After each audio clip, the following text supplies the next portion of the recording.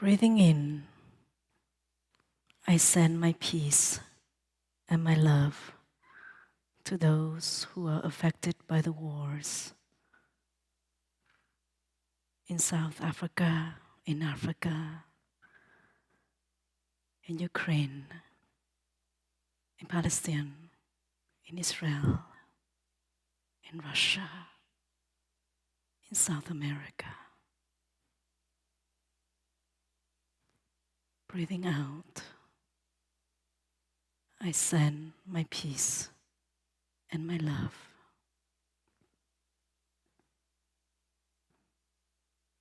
Peace, love, peace, love.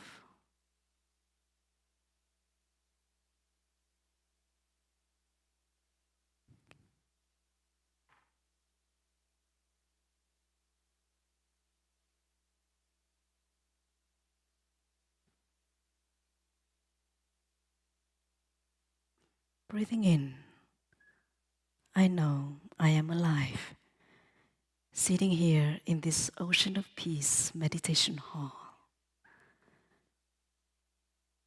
Breathing out, I smile to life in this present moment. Alive, smiling to life.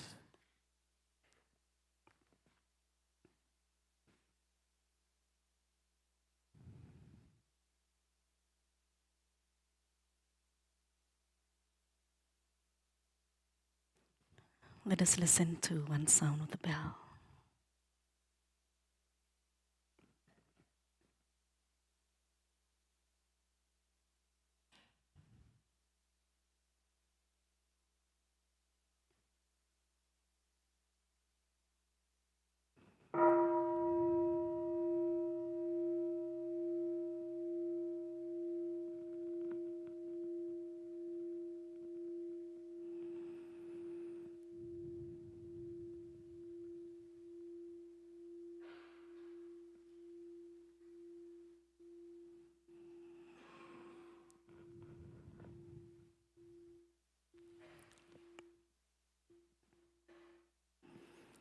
Dear respected Thầy, dear beloved community, today is November 26th in the year 2023. My name is Sister Bội Nghiêm. My pronouns are she and her. English translation of my name is Sister True Pearl, not Trooper.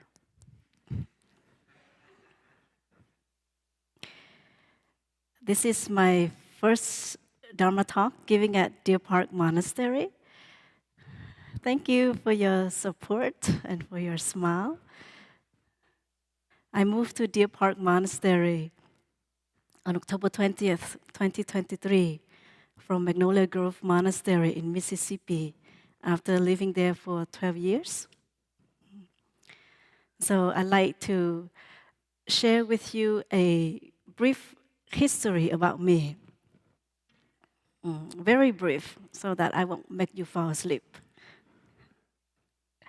I came to Deer Park in 2004 at the age of 20.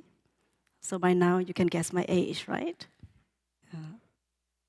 At that time, I was a nursing student in Memphis, Tennessee. And I felt something was lacking in my life, and I didn't know what it was. On the weekend, I would go out with my friends, and coming back home, I felt so empty laying on my bed.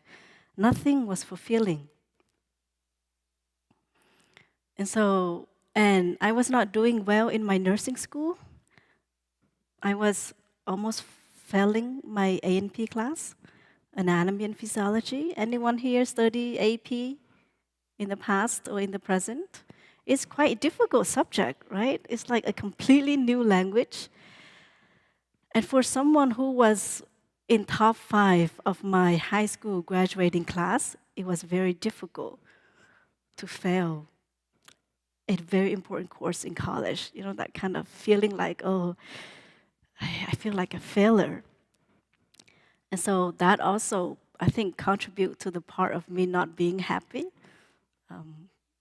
So I decided to go to Deer Park while having my summer break for, I think, 10 days in August. And when coming here, I saw how the monastics live their life so simple, and they were so happy. I could see that happiness on their face. They were just wearing the brown robe, no need to take care of the hair. That was liberating to see.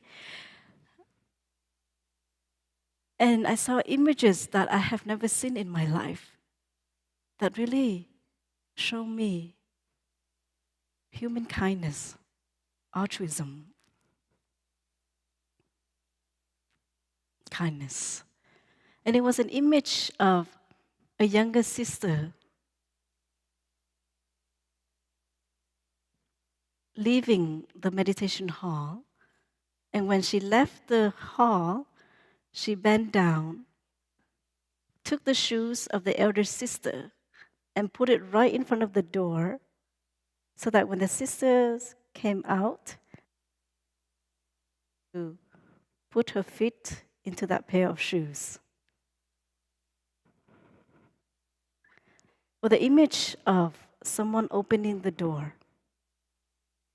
And I thought to myself, wow, simplicity can lead to happiness. And then in October 2004, I decided to go to Plum Village. I only had enough money to buy one-way ticket. At that time, I didn't have this thought of wanting to become a nun.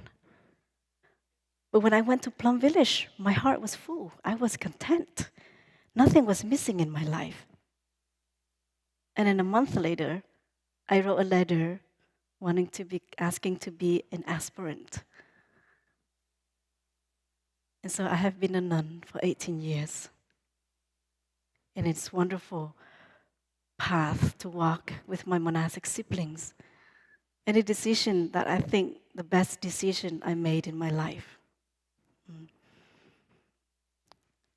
So I share these stories with you to remind me how beautiful this life is for me. How spirituality can help me heal and be happy in the present moment. Because only in the present moment that I can heal my past and to take care of my future.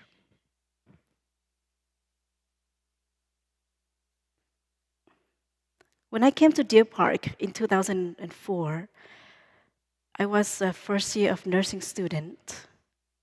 After 19 years, Deer Park is my home. I joke that for the 12 years I stayed at Magnolia Grove Monastery,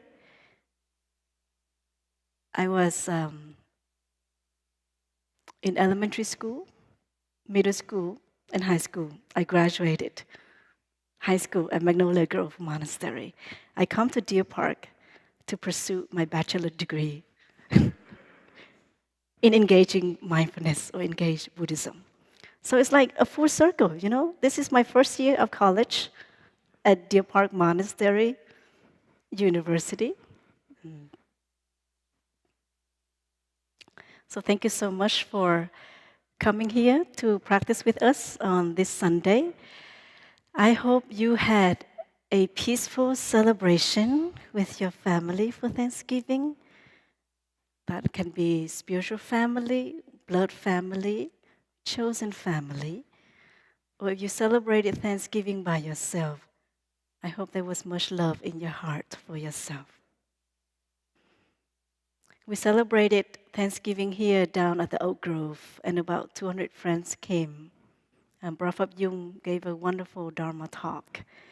May I ask how many of you were here on that day? There you go. Your peaceful energy is not making me nervous. And I'm very grateful for that. I think it is quite precious to be able to sit here and look down at 300 people and not feeling nervous. And I hope for those of us who have a chance to come here in the future can also experience that. And it's doable. The more that we give Dharma talks, the less nervous we get. That is the only trick. Today, I would like to share on the topic of hands. Hands that hold. Embracing connection, presence, and gratitude in every touch. I invite you all to look on the board. It is a drawing of two hands holding together. Are you able to see this in the back? Yes. Thank you, Sister Bội Nghiêm, for drawing this for me. There's a story behind this hand that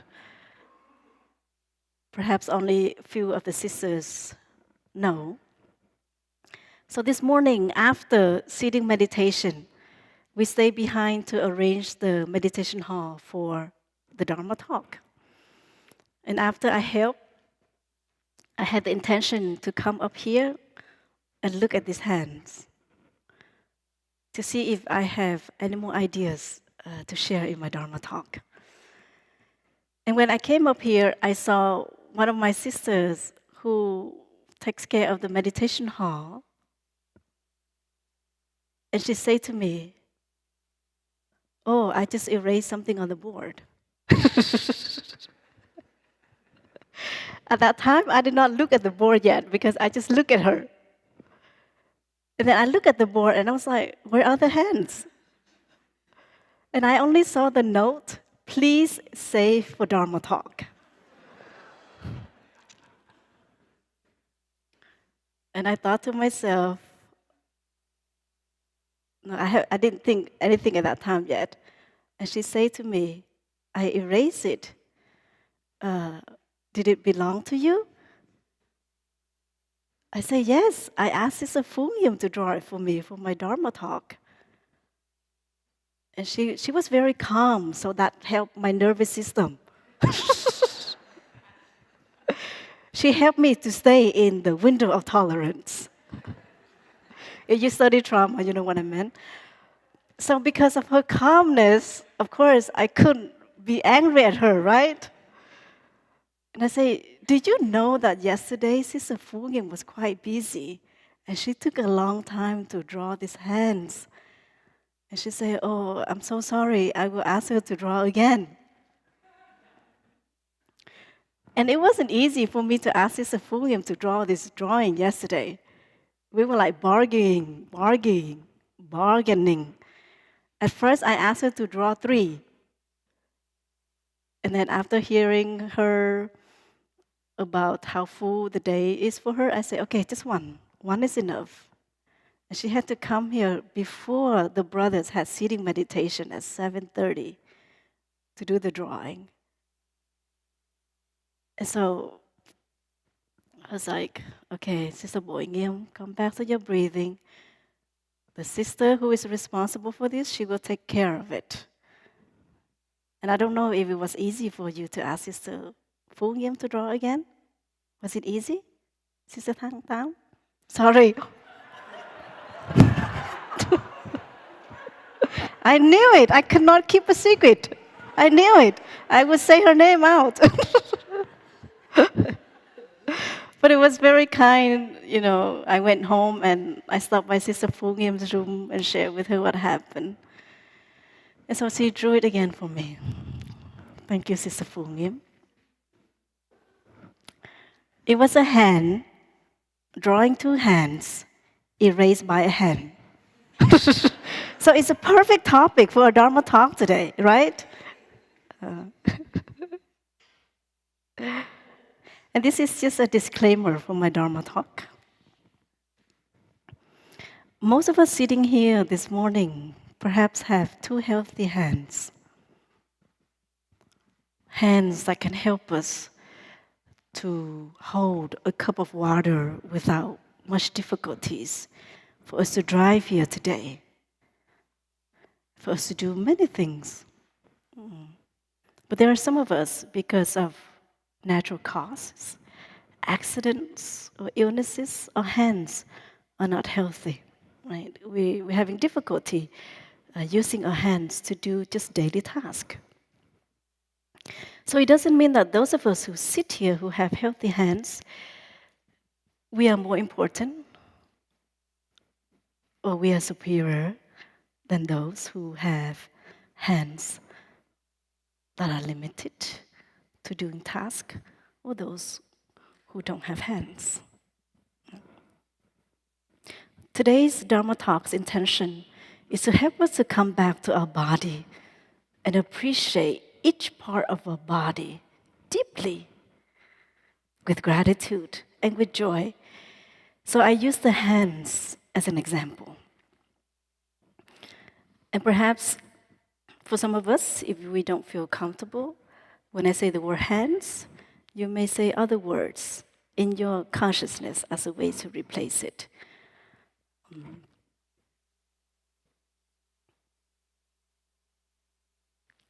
Yesterday, I watched a video. We know what is happening in Gaza, in Israel right now. And there was a truce between Israeli government and Hamas to release hostages and prisoners.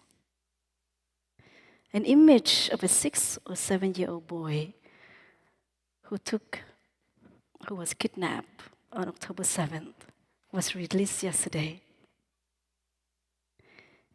He ran to his father and they hugged one another. The father squeezed the son really tight.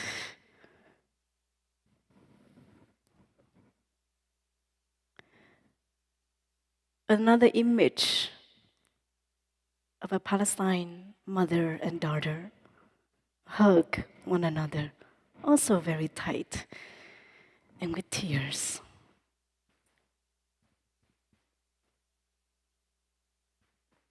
What is it about our hands, about touch, that is so powerful and healing?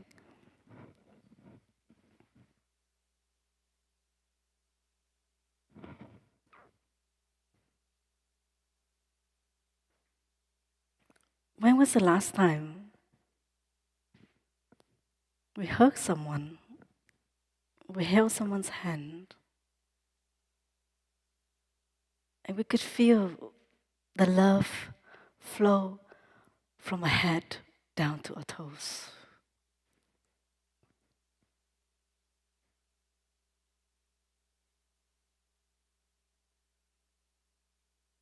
What do we touch most these days? Is it a phone? A computer? Devices? Machines? When was the last time you touched a tree?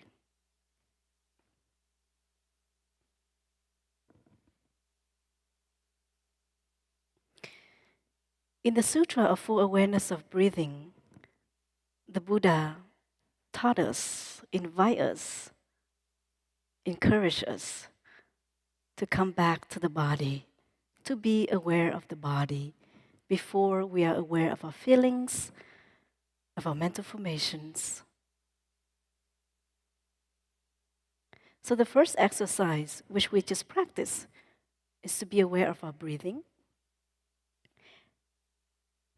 The second exercise is to follow our breathing. And the third exercise is to be aware of our body and to relax our body. Our body is very visible, but there are two parts in the body that are most visible and expressive. They are the face and the hands, right? And when we come back to get in touch and to be aware of our hands, then we can go further to practice on the teaching of full awareness of our breathing. With the fifth exercise, the Buddha invites us to feel joyful. Breathing in, I feel joyful because I have my two hands. Breathing out, I feel joyful because my hands allow me to do things that I love.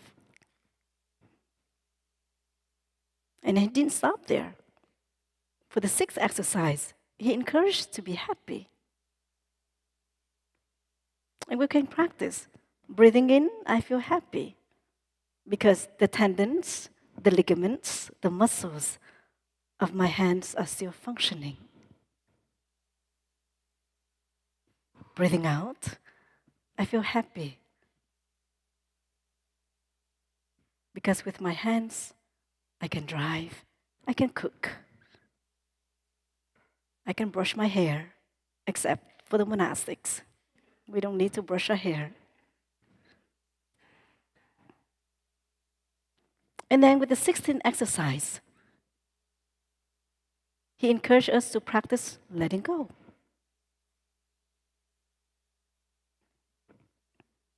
Letting go so that we can be free and liberate.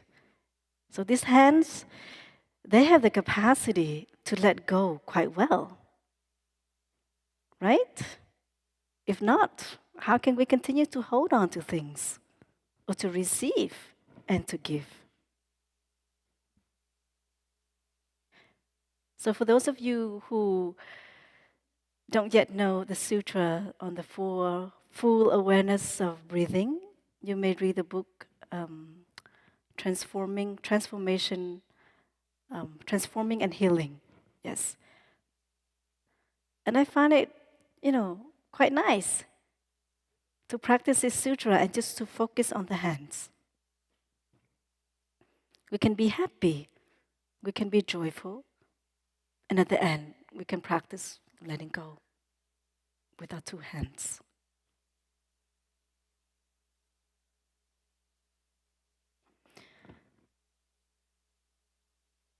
When I was 16, I fell in love. Are you ready for this story? See? Everybody's happy when we talk about love. I only have one love story, and I repeat it over and over again. And people think I have many love stories to tell. Only one. I was 16 when I fell in love with a very handsome boy. He was a year older than me. And growing up, I tell myself that I would not fall in love until I became 18.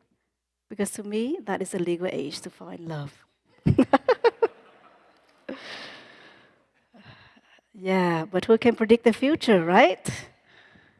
When that handsome boy came, I forgot that thought.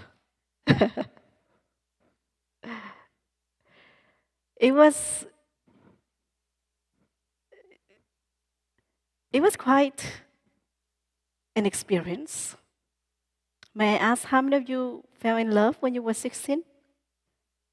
Okay, good. I'm not the only one. Brother Blue? Wow. Sorry, I didn't mean to call your name. But I know we have good communication, so. And it was my first time falling in love. So I remember one day, after I think 3 months,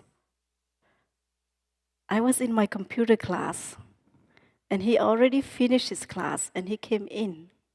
I was quite surprised, because I didn't expect him to come. And so I was sitting here, and he was sitting there. And after 5 minutes, he reached out his hand. And I was like, what is it? I didn't know what he wanted. I was studying typing in the computer class. And I think we make eye contact. So I understood his intention. And I gave him my hands, and he held them. So for the first time in my life, a boy held my hand. I was like, oh my gosh. I had goosebumps in my body. Electricity was flowing from my head to my toes. At that time, I did not know about the sutra, full awareness of breathing, or to be aware of my body. But I remember that sensation. And he was squeezing my hands, and I squeezed his hand. 10 days later, every time I held my hands like this, I could feel his warmth, the love, and the protection. But we know love is not beautiful, maybe only in the beginning. And after that, we broke up. I didn't have his hands to hold anymore. And then I became a nun. Not because of the breakup, okay? I did not become a nun because of a breakup. I became a nun because I wanted to live a happier life and to help people. So I just want to make that clear. So all of you don't have the perceptions that all monks and nuns became monastics because we're heartbroken. Broken? No. And so when he held my hand, I did not want to let go because the feeling was so pleasant, so peaceful, so caring, and so loving. And then one day, as a monastic novice, just ordained, I think, 2 years, in a Dharma talk, suddenly, very naturally, look at all of us. When we sit like this, we hold our hands, right? It's a very natural act. We all do that. When we sit down, we just hold our hands like this. And at that time, I felt something is happening in my body. I felt love, warmth, the care, the tenderness. Then I thought to myself, yeah, I don't need to hold anybody's hand to feel this way. I can hold my own hand.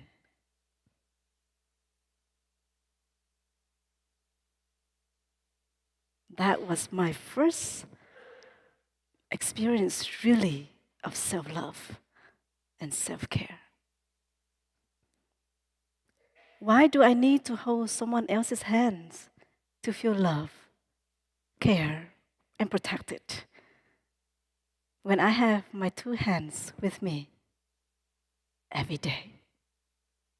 And from that day on, I learned to hold my own hands. So I invite you to hold your own hands right now. Let us do a meditation together.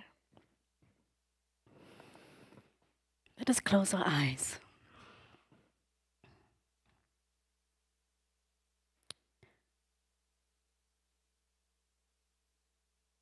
Can we visualize the moment when we were only a few days old? Our parents' hands, our grandparents' hands, or our loved ones place their hands in a tiny hand. We squeeze the hands to let them know we need them, we love them, and they squeeze back.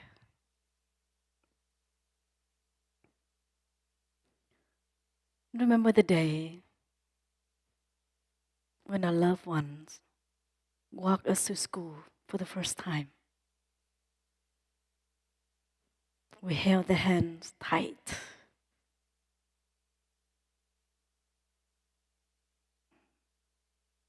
And then we let go.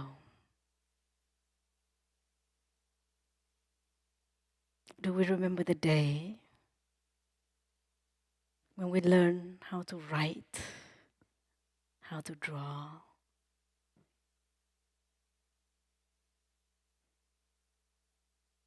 It was a struggle, but with patience, we were able to learn.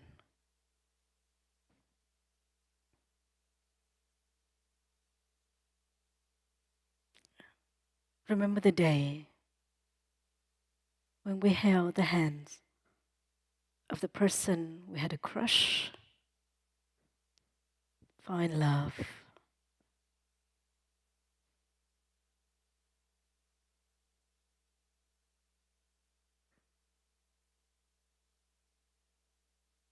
And then we learn to let go.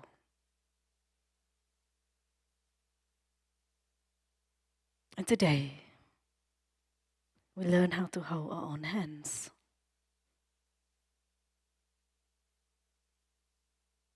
We feel the sensation, the temperature.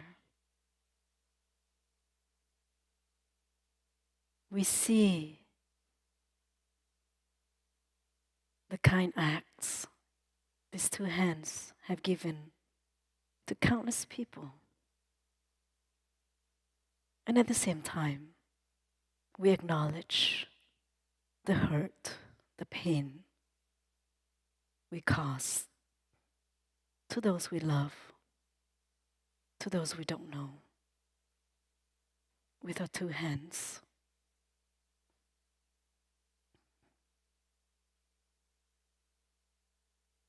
And today we begin anew to be mindful with every act our hands perform, touched, hold, so that kindness continue, healing can take place, and forgiveness is present.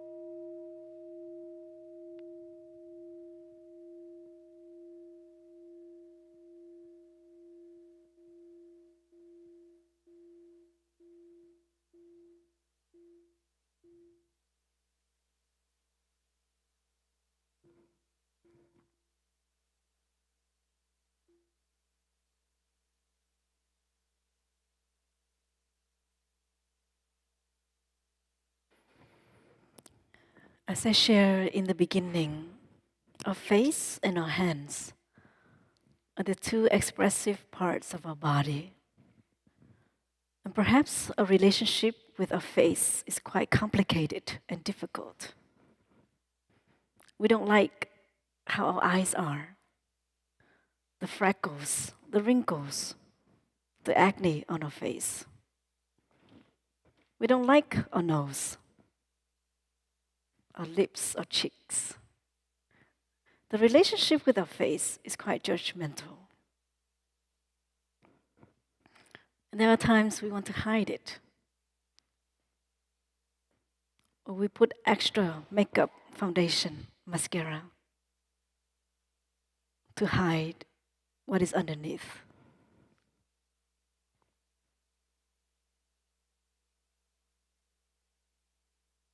Because the standard of beauty that society created, we feel that we don't have it.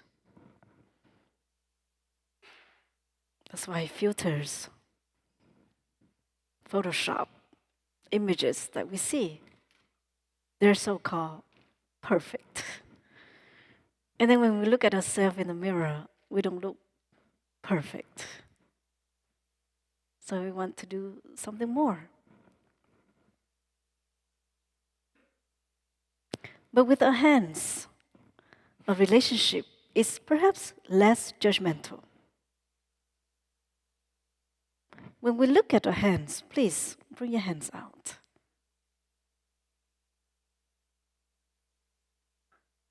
What are the first thoughts that come up?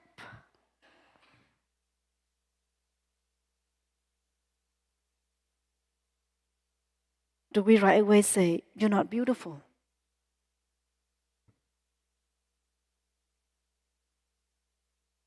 Or we just remember other acts or the power of our hands? So perhaps we can start to learn to love ourselves just by looking at our hands, because the relationship is very neutral. We can pay attention to every little details. And each little details has meaning. So what does this remind us? That everything exists, has meaning and purpose.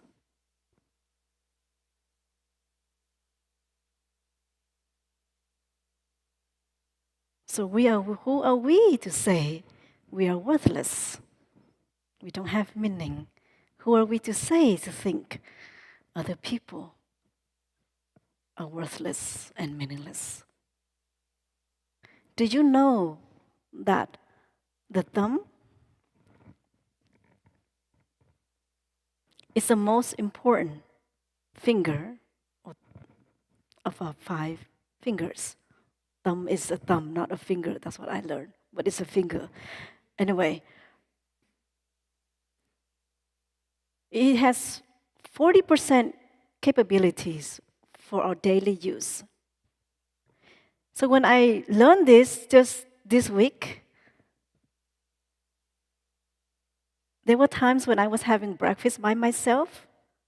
I tried not to use my thumb. And I realized, wow, it's very difficult to hold my spoon without using my thumb, to pick up a piece of apple without using my thumb, or to use chopstick without my thumb. Then I realized, wow, the power of 2 thumbs.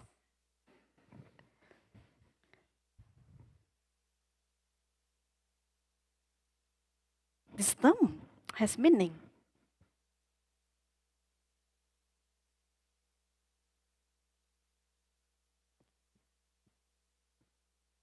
I used to look at my hands as something ordinary, normal. But over the years of practice, I don't see them as ordinary or normal anymore. I see them as extraordinary. I see them as wonders. I see them as miracles. You know, there's this saying that miracles in your hand, healing hands. And if you're a nursing student, perhaps you attended the blessing of the hand ceremony. Or healthcare workers. And it's a ceremony that symbolizes that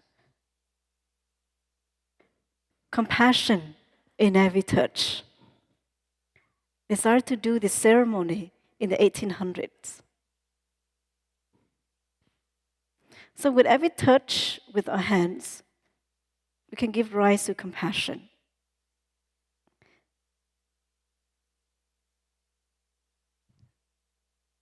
In 2017, I wanted to try something different in my practice. So on New Year's Day, I made this aspiration. Every time my hands are in contact with something, I will give rise to the thought of gratitude. Because our teacher taught us that as long as we have gratitude in the heart, happiness continues to manifest. Because there was moments in my life when my hands are in contact with something, I felt neutral.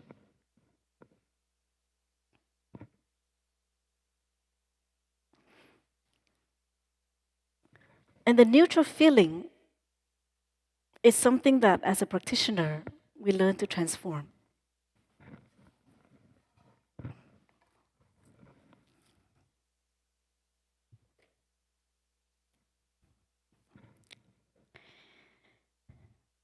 There are 3 types of feelings.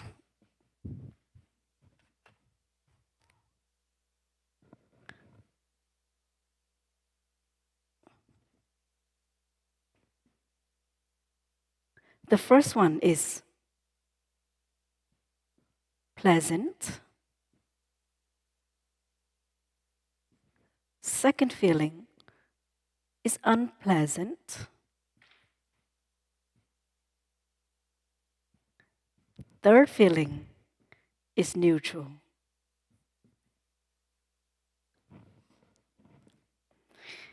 One time, a lay friend asked me, Sister Bội Nghiêm, what is your talent?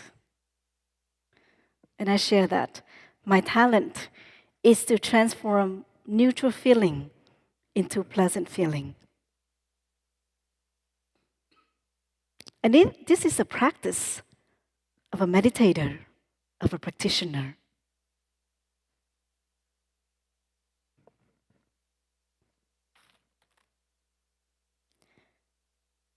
And so, for example, I am holding this pen. At first, I have neutral feeling. But then I can think that, this pen allows me to write what I want to convey on the board. I'm so grateful to this pen. When I go to the restroom, I hold on the doorknob. I lock the door. I feel so happy and safe. Because I thought to myself, Sister Bội Nghiêm, imagine if you enter the restroom and there's no doorknob and there's no lock. How do you feel right now? Scared? Unsafe? Afraid that someone might just open the door? And then that's when I realized, miracles, wonders in every touch. Simple, but very profound. Well, after urinating, defecating, I take the toilet paper. I can just be neutral about it. But have you ever experienced where you went to the restroom and there was no toilet paper? This happened, right? Raise your hand if it happened. Okay. How do you feel? You could ask the neighbor next door if there is someone. And so when I touch that toilet paper, take some toilet paper, I feel so grateful that there is toilet paper.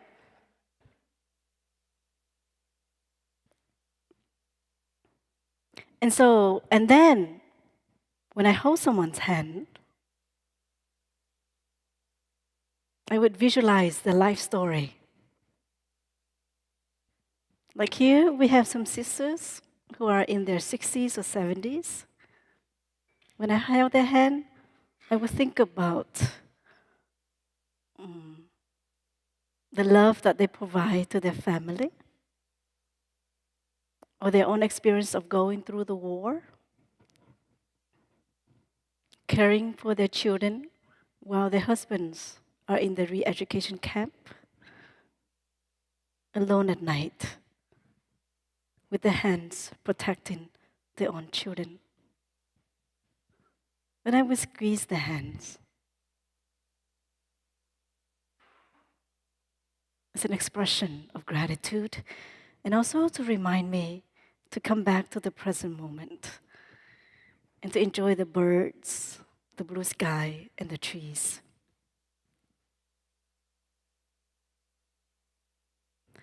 And neutral feeling is present 80% of the time during the day if we pay attention to it. So if we train ourselves to transform the neutral feeling into pleasant feeling, our happiness can increase.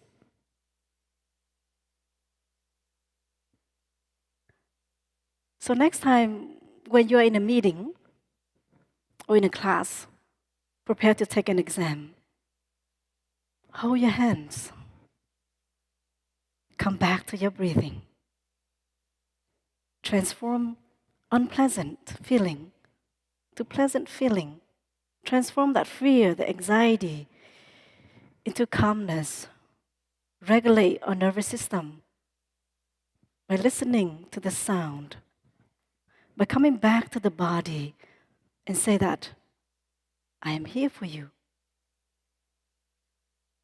Then from the hypoarousal or the hypoarousal, we can return to the window of tolerance to calm our nervous system, to relax our body.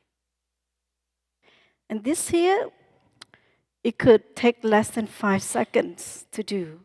This is something that we can do daily, every moment that we can. So please, next time when your hands are in contact with something, don't just think it's normal or ordinary, but see that as a precious opportunity to transform neutral feeling into pleasant feeling.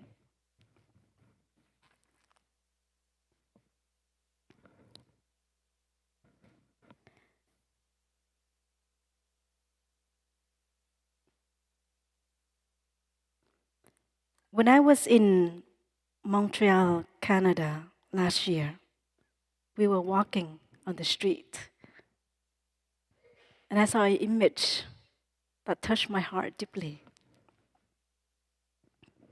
An image of a same-sex couple holding hands on the street. They were very free, very relaxed, and they were safe to do so.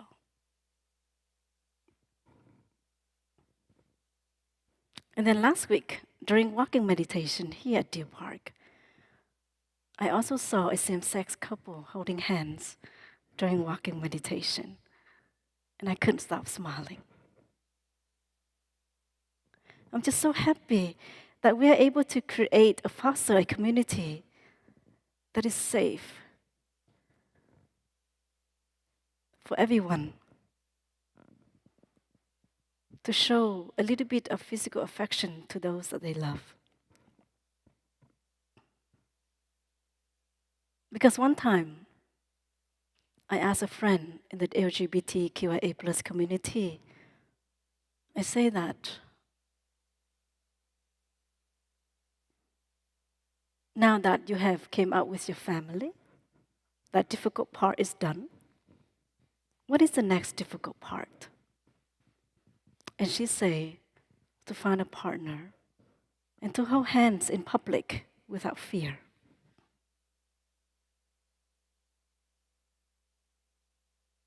Can we help to create a society? Can we help to share with the future generation that love is love? That everybody appreciates connection, holding two hands, the people that they love in public spaces, in the monastery.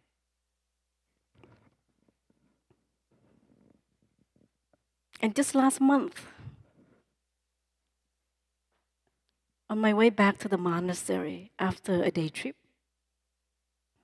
I saw an interracial couple walking in the neighborhood, hand in hand,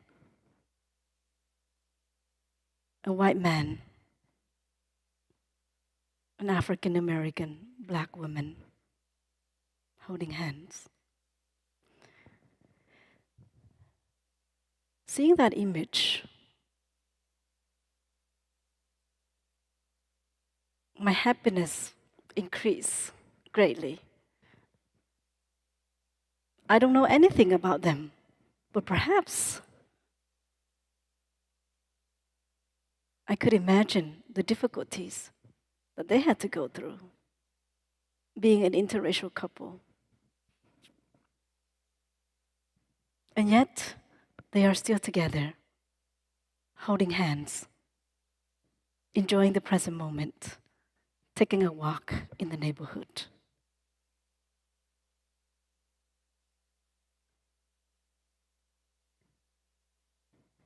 These two hands can help to remove wrong perception and misunderstanding. At this moment, I am studying English. I have two English teachers. One is from San Diego, the other one is in Canada. My teacher in Canada openly shared with me that just last week, as she was walking in the neighborhood, and she saw two black men in front of a house. She stood there. She was very aware of her thoughts, having negative thoughts about these two friends.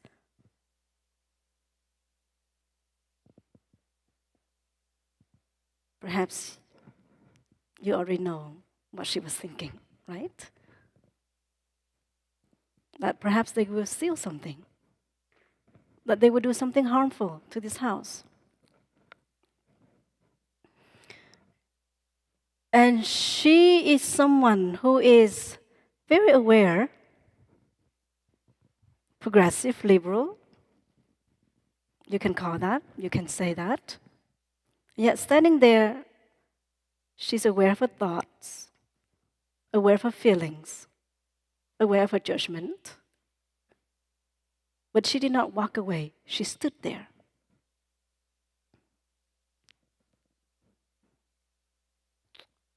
A minute later, someone in the house opened the door with a big smile and gave these two people a great hug. And that's when she realized, I still have so much work to do.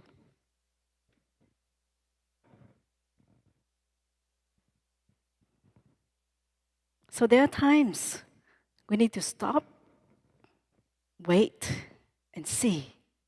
Because with a hug, it can help us to change our prejudice, our wrong perception at that moment.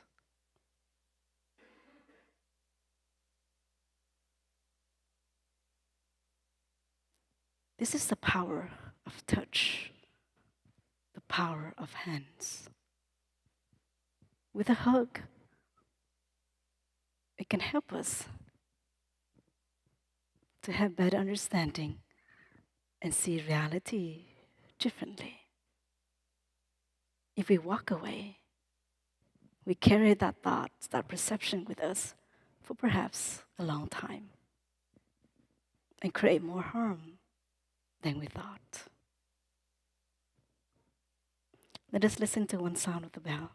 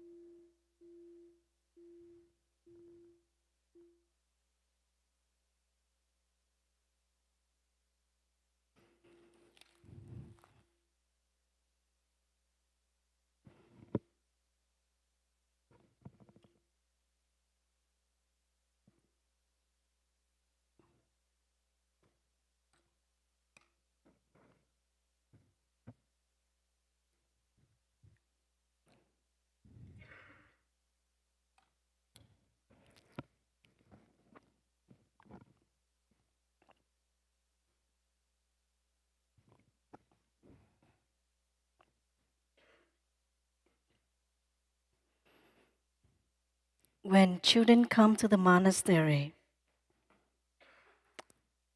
the monastics would teach them how to drink the oranges. And all of the monastics, as well as friends here, we practice to hold a cup with our two hands.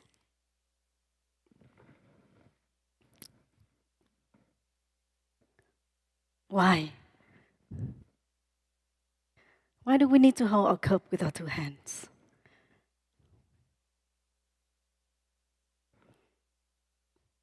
To remind us to respect, to be gentle, and to be compassionate.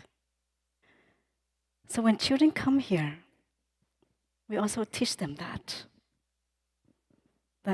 bring the cup up with love and with care. Take your time to drink your orange juice.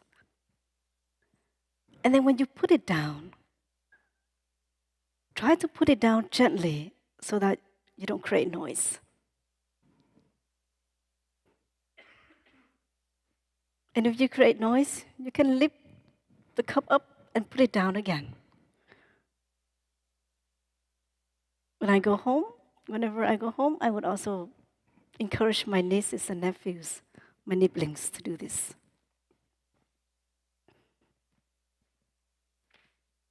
But why with two hands? It's a very simple act. And then one day I realized, if we can learn to respect a cup with our two hands, if we teach children at a very young age to respect a cup, a material object,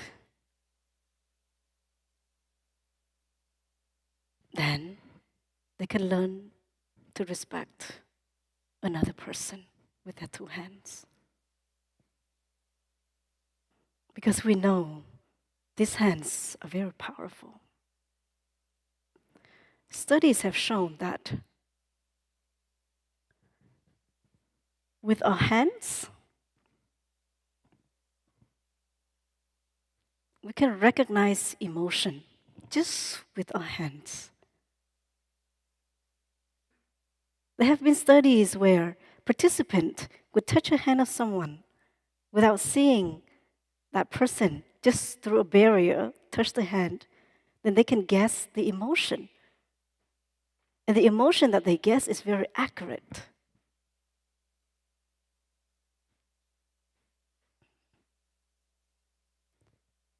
What do we do with our hands when we're angry?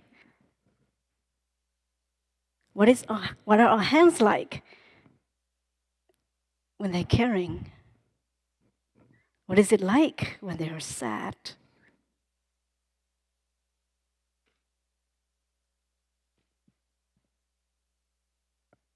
So, when we hold the cup of tea in our two hands, we respect it.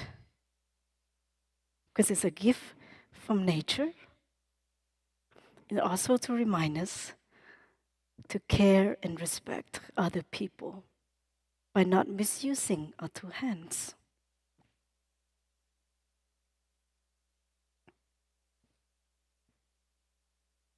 I remember of a story of this couple.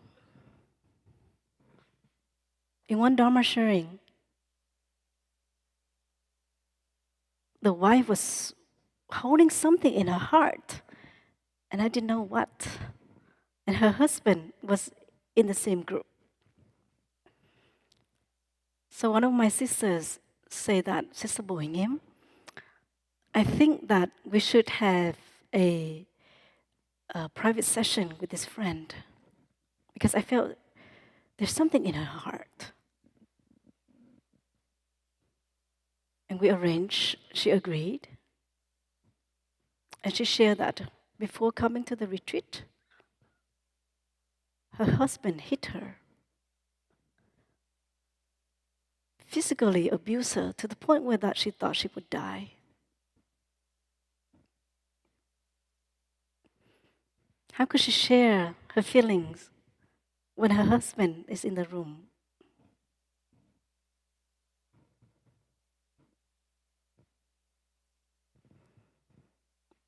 And then on the last day of the retreat, we had tea meditation. And we invited everyone to hold their cup of tea in their two hands. And I share the story, what children learn when they come here. I look at the man. He started to realize something. He started to realize that his action was wrong.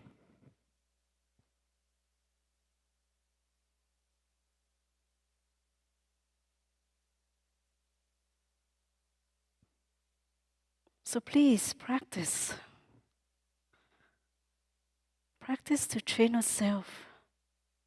With every touch of our hands, there's gratitude. So that there's no force of violence coming out of our hands.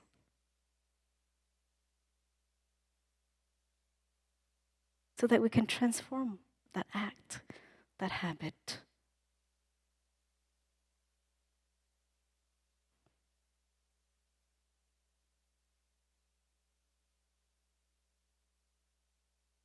And if next time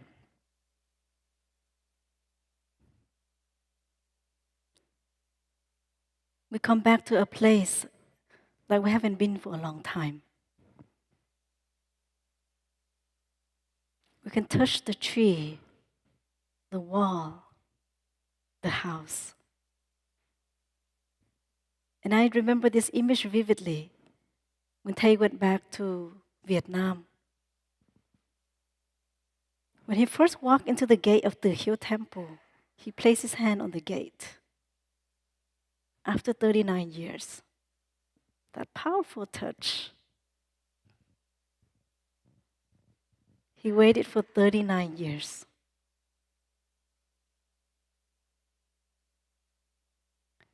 It was a teaching for me to remind myself that to cherish whatever I have in this very moment. There's no need to wait to hold the hand of the person we love. And sometimes, just only that act, healing, reconciliation can take place.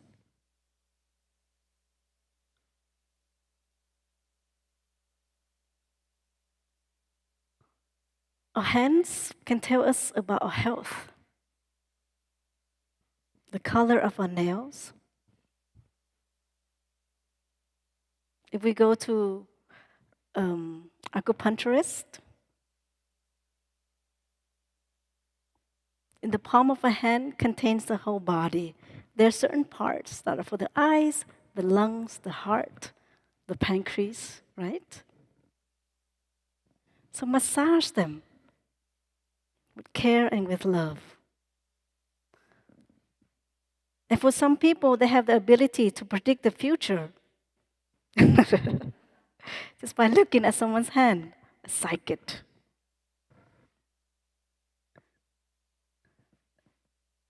And this reminds me back when I was 16, I went to the temple every Sunday and took part in the Buddhist youth group.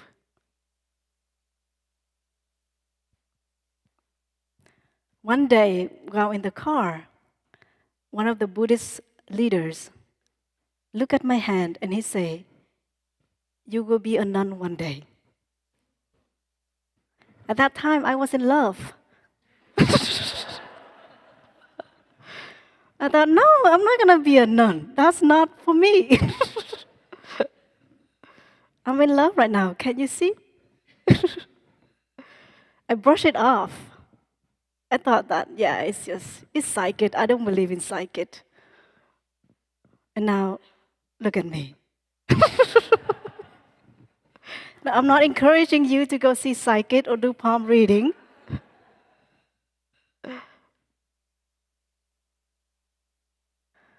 But yes, Things like that happen, you know.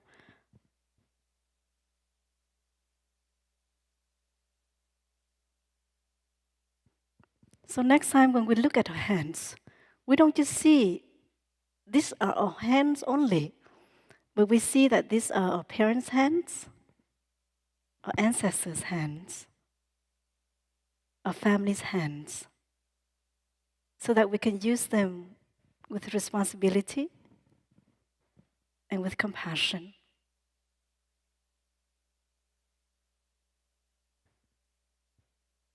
And if there are moments you really want to hold someone's hands, but they're not there, we can learn to hold our hands and visualize this is their hands.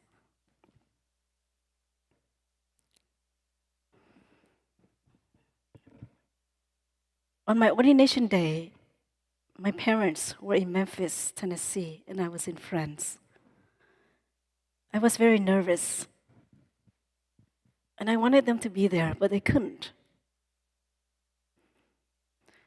So, from the place where I sat to the middle of the hall, we were taught to join our palms like this. And at that moment, I visualized this is my mom's hand, this is my dad's hand, in this present moment with me. And I felt their presence from the beginning into the very end, and it helped me to stay very calm.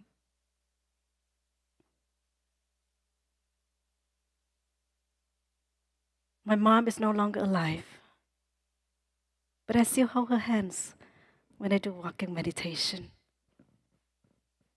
or in my sitting meditation. I am the continuation of her. And we look at this picture of Tay holding a lamp, transmitting to us his trust, his faith, his confidence, giving us light so that we can carry this light for him, with him, to the future.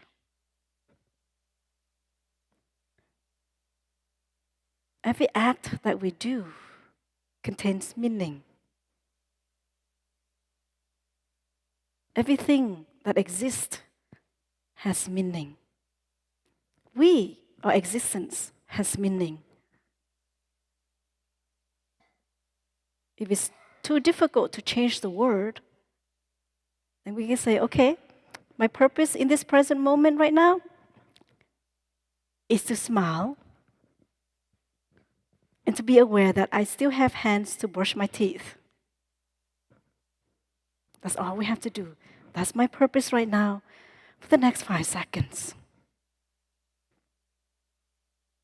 If it's too difficult to answer the question, what is the purpose of life?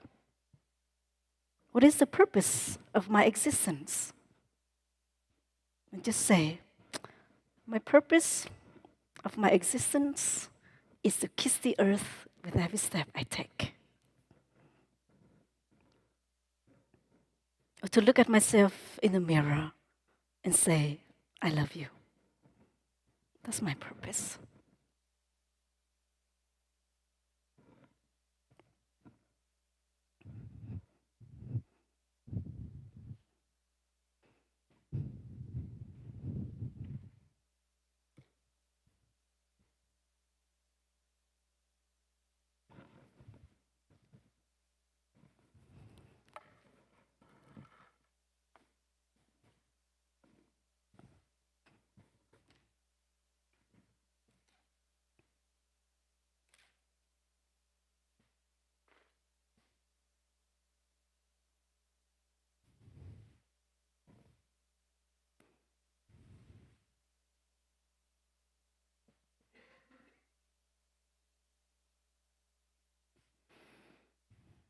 And just one last story before I end.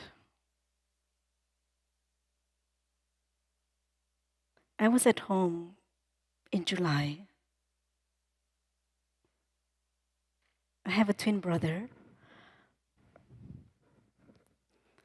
And on the day that the Supreme Court decided on affirmative action,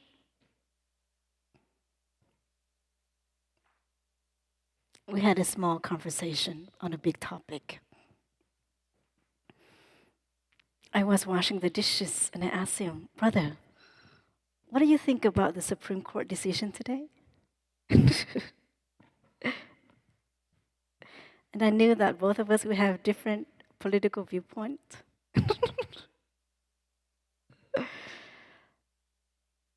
And I knew that it's going to be different this time too.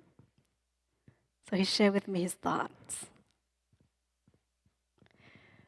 You know, it's because I asked him, so I have to remain silent and listen to him.